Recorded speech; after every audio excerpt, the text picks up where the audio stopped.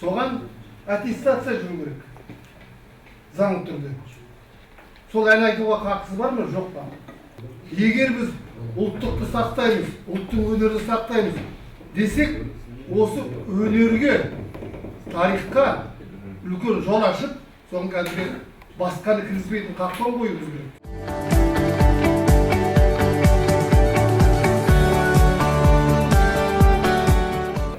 Партия өзгеріп жатыр. Сондықтан осы 9 комиссияның ішінде ең белсенді 50 комиссияның біріге осы Мархабадағы басқаратын комиссия болуға тиісті деп ойлаймын.